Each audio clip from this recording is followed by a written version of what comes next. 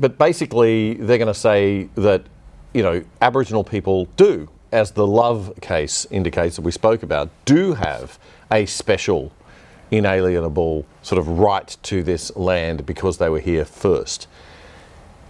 Is that a moral concept that has received a legal tick anywhere in the world, as far as you know, or is it valid, or what is the counter to that argument? There's lots of statutory initiatives to improve the plight of Native Indians in Canada, or Aboriginal people here, or Maori in New Zealand.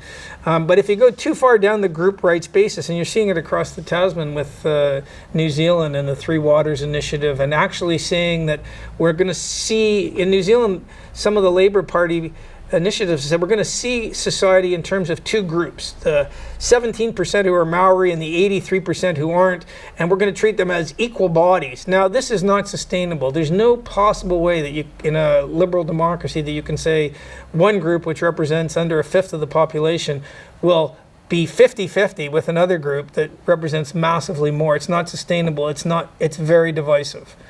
I'm not saying that's going to come here, but it possibly might.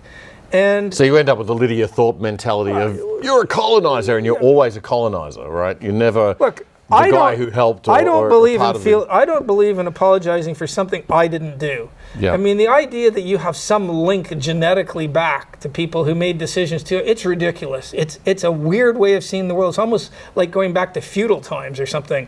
It's garbage. You are where you are when you're born, and your goal is to sort of have the best life you can and be the best sort of person.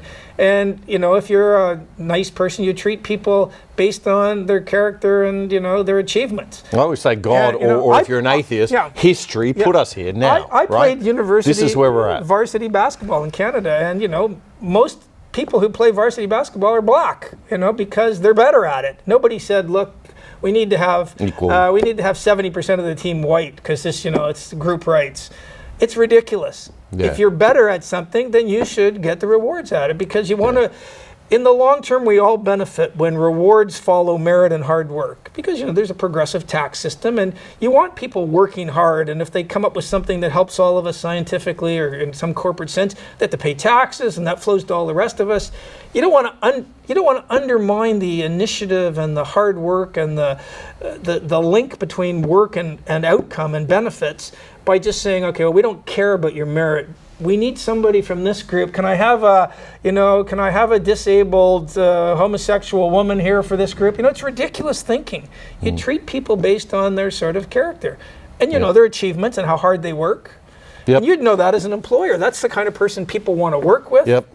And we are in the West right now. Well, as an employer, I got to tell you, I'm very careful about setting up a business in this country.